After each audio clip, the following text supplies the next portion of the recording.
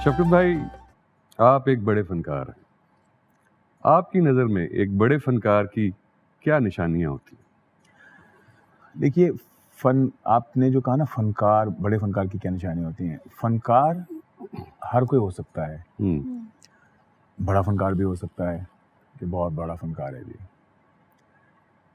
लेकिन हम लोग अक्सर लोगों से सुनते हैं कि जी बड़ा फनकार वो होता है जो पहले अच्छा इंसान हो, वाह। अच्छा ऑब्जर्व करने वाला हो। हम्म। मैं बहुत अच्छा गा सकता हूँ, लेकिन आप मुझसे बात भी नहीं करना चाहते मेरे एटीट्यूड की वजह से, या मेरे करीब भी नहीं फटकना चाहते, तो मेरे बड़े फनकार होने का कोई फ़ायदा नहीं है। क्योंकि अगर आप मुझसे बात भी नहीं करना चाहते, या मैं लोगों को अपने से एक ख़ास डिस्टेंस पे देखना चाहता हूँ, तो फिर आप अपना वो जो फ़न है वो शेयर नहीं करना चाहते। इसके लिए you need to be humble. हमें हमेशा जो लोग मिलते हैं वो यही कहते थे कि यार आपके वालिद फनकार तो वो थे ही थे जी। लेकिन क्या इंसान थे। वाह। उस्ताद फ़तेह अली खान साहब के बारे में भी, मरहूम के बारे में भी यही है कि वो लोग कहते थे कि यार he was people's person. So an artist needs to be a people's person. People's person. He needs to be humble, क्योंकि अगर आपका काम बहुत अच्छा हो लेकिन अगर आप हम्बल नहीं हैं तो वो आपके किसी काम का नहीं है। एक डिबेट है वैसे लिटरेचर की दुनिया में भी और आर्ट की दुनिया में कि whether we can divorce the art from the artist. यानी कुछ ऐसे फनकार भी गुजरे हैं जो यकीनन बहुत बड़े फनकार थे, लेकिन अगर उनकी ज़िंदगी का मुताला किया जाए तो वो कोई इतनी अच्छी ज़िंदगी नहीं थी। आप अपने असातिज़ा के बारे में बताइए कि मौसीकी सीखने का क्या सिलसिला हुआ करता था? कोई रूटीन हुआ करती थी जो आपको बताई जाती थी कि सुबह उठना है और रियाज़त करनी है? थोड़ा-सा उस हवाले से बताएँ। देखिए, शुरू में अर्ली डेज़ में जब मैं बिल्कुल बच्चा था, हमारे दादा ने हमें शुरू करवाया था। और शुरू की जो 3 राग जो हमें बताए जाते हैं, एक तो सुबह का राग गुजरी टोड़ी, उसकी अस्थाई हमें याद कराई गई थी। और फिर शाम का एक राग है मुल्तानी, वो हमें याद उसका होता था, और रात के एमन। सो बहुत स्ट्रिक्ट थे मेरी दादी और मेरे दादा दोनों। मेरी दादी, मुझे आज भी याद है कि वो शी वॉज सो स्ट्रिक्ट कि सर्दी के दिनों में जब आपका रज़ाई से बाहर निकलने का दिल नहीं चाह रहा होता तो वो आपकी रज़ाई हटा देती थी हमारी बच्चों की। एंड बिकॉज वो सर्दी से फिर आप जाग जाते हैं, बिल्कुल अटेंटिव हो जाते हैं ना, बिल्कुल जाग गए, तो बस वो यही करती थी।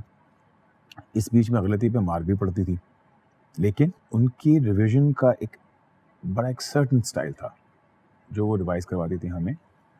जैसे मैं मसला तो पूछनिया तो सा, नाउ दिस तो सा, ये अभी तो फ्लो में आ गया है, लेकिन उस जमाने में बच्चे थे, गले में जगह नहीं थी, जिसको एक सर्टन हम लोग वर्ड कहते हैं दाना बोलना गले में। वो दाना बच्चे थे, नहीं बोलता था, तो उसमें हमें मार पड़ती थी। और यू वोंट बिलीव कि हम ये पूछ दिया तो सा, ये मेरा नहीं ख्याल कि मैं आई कैन काउंट कि कितनी दफ़ा हमें करना पड़ता था ये। तो दूसरा हमें जो बहुत स्ट्रिक्ट एक इंस्ट्रक्शन होती थी वो होती थी सुनो। हमारे बहुत सारे बुजुर्ग ये बिलीव करते हैं कि गाना सीखने से ज़्यादा सुनने से भी आता है, सुनने से ताल्लुक़ रखता है। वाह। You need to be attentive. So जो बेसिक 3 वर्ड्स हैं वो है सुनो, परखो और रियाज़ करो। सुनो, परखो और रियाज़ करो। परखो और रियाज़ करो। सो हमें भी यही बताया गया। और फिर वो शाम का मुल्तानी का एक होता था। सबसे पहला रियाज सुनना है या रियाजत की इब्तिदा बिल्कुल। और इसके अलावा रियाज के वक्त सुनने के अलावा भी आपको और सिंगर्स को सुनना चाहिए। सही। बिकॉज बाज़ दफ़ा कोई एक ऐसी इम्प्रोवाइज करते हैं कि वो हर बंदे को नसीब नहीं होती, तो आपको अगर वो दिल को लग गई तो अगर आप सीख रहे हैं तो वो आपकी हार्ड डिस्क में कहीं ना कहीं सेव हो जाएगी। और फिर उसको आपका जो माइंड प्रोसेसर है ना, वो कभी ना कभी इसको रीयूज ज़रूर करेगा, and you will start singing it someday. So सुनना और फिर परखना कि हाँ यार इन्होंने अच्छा गाया, ये कुछ इतना इम्प्रेसिव नहीं था। एंड देन जो अच्छा लगा उसकी रियाजत करना। शफकत भाई ये बताइए कि आपके आबा व अजदाद ने बहुत सी बंदिशें बनाई, उन बंदिशों में आपको यकीनन बहुत सी वो बंदिशें याद हैं जो आपके बाप दादा के दौर से चली आ रही हैं। मुझे बहुत साल पहले याद है कि आपकी बड़ी फेवरेट एक बंदिश हुआ करती थी, तान कप्तान कहावे। उसका थोड़ा सा हमें बैकग्राउंड बताइए और अगर थोड़ा सा हमें सुना भी दीजिए। देखिए जी, वो राग अडाना की है। बहुत सारी बंदिशें हैं। उस्ताद फ़तेह अली ख़ान साहब, खुदा उनको करी के रहमत करे, वो बहुत, हम लोग उन्हीं से सुनते थे ये। तो ये समझ लीजिए कि एक तरह का रियाज भी था। सिर्फ उस बंदिश को गाते रहना ही रियाज था। वाह, क्योंकि वो कहीं रुकती ही नहीं। तो वो इसमें एक ख़ास तान इस्तेमाल होती है उस, वो जैसे तान कप्तान कहला गए, तान कप्तान कहला गए, जगतों में फतेह अली तान कप्तान। वाह, ये बंदिश ही रियाज, ये आपके परदादा की बंदिश, ये उनके जरनैल फतेह अली खान। हाँ जी, उनके लिए बनाई गई थी, उनके लिए गाई गई थी। सुभान क्योंकि उनके बारे में कहा गया है कि तानो बलवंत की ऐसी फेरत है जैसे अर्जन जी के बादान। सो देखिए, अब ये बंदिशें ऐसी हैं कि इनको अगर आप इन्हीं को मेमोराइज कर लें तो आपका रियाज ऑलमोस्ट हो जाता है। ये बताइए शफकत भाई, रियाज अपनी जगह है, जुस्तजू अपनी जगह है, इल्म अपनी जगह है, गाने में असर कैसे आता है?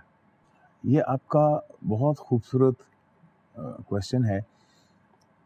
इसको हम लोग कहते हैं सोल। देखिए, कुछ तो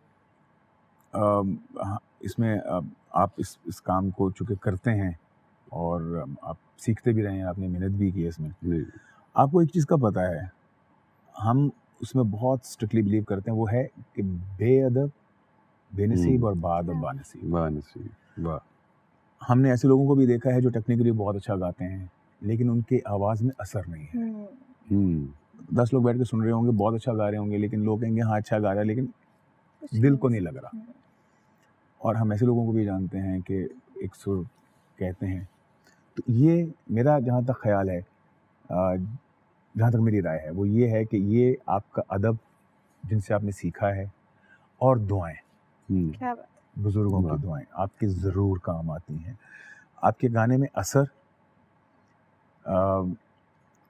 अगर आपने सिर्फ रट्टा लगाया हुआ है तो वो रट्टा आपको टेक्निकली स्ट्रॉन्ग ज़रूर सिंगर साबित कर देगा, बट अगर आपने बद्दुआ ली है कहीं पे तो फिर वो किसी काम का नहीं है। वी बिलीव कि असर आपके आपको रियाज भी करना है और दुआ भी लेनी है और अपना बिहेवियर भी ठीक रखना है। You need to be a very grounded person. Shafqat भाई, आपने एक बहुत खूबसूरत गीत या काफ़ी, उसे क्या कहेंगे, थोड़ा सा एक्सप्लेन भी कीजिएगा, लेकिन सूफियाना रंग में आपने गाया है, मोहे अपने ही रंग में रंग दे। थोड़ा सा उसका बैकग्राउंड भी बताइए और अगर गुजारिश है हमें सुनाइए। असल में मैंने जब इस एल्बम पे काम कर रहा था तो मुझे इसमें बहुत रोमांस नज़र आता है। तो मैंने फ़ानी अरशद जो हैं, he is a magician, no doubt. तो मैंने जब उनको कॉम्पोजिशन सुनाई तो उसने तो उसको बिल्कुल ही ट्रांसफॉर्म कर दिया और आपको मोहे अपने ही रंग में रंग ले में रोमांस नज़र आएगा। आपसे रिक्वेस्ट करते हैं कि हमें वो सुनाइए।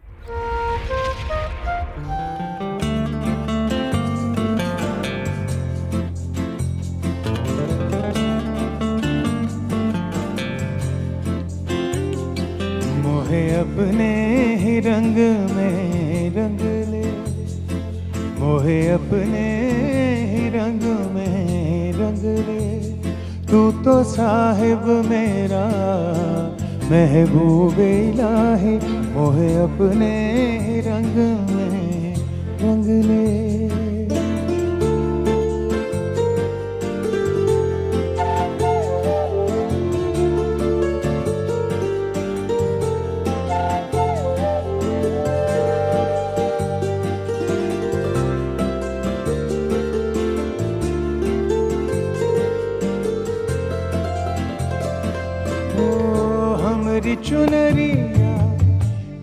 की पगड़िया वो तो दोनों बसंती रंग दे, हमरी चुनरिया पिया की पगड़िया वो तो दोनों बसंती रंग दे। तू तो साहिब मेरा मैं होवे इलाही, मोहे अपने ही रंग में रंग दे, मोहे अपने ही रंग में रंग दे।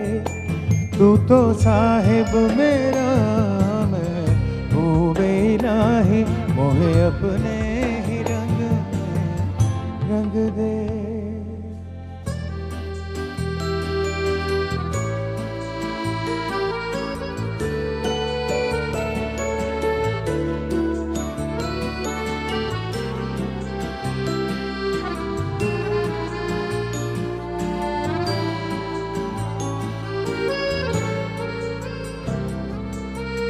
जो कुछ मांगे रंग की रंगाई, मोरा जोबन गिरवी रख ले।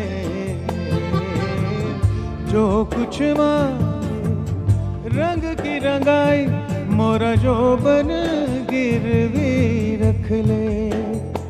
तू तो साहिब मेरा मैं होवे इलाही, मोहे अपने ही रंग में रंग ले, मोहे अपने ही रंग में रंग ले। तू तो साहिब मेरा मैं होवे इलाही, हमें अपने ही रंग में रंग ले।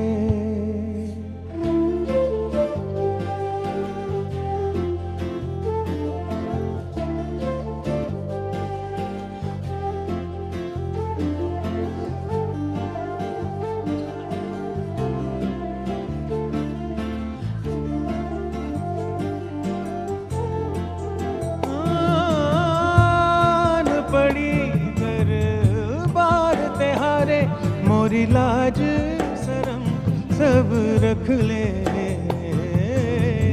आन पड़ी कर बार त्योहारे, मोरी लाज शरम सब रख ले। तू तो साहिब मेरा मैं होवे इलाही, मोहे अपने ही रंग में रंग ले, मोहे अपने ही रंग में रंग ले। तू तो साहिब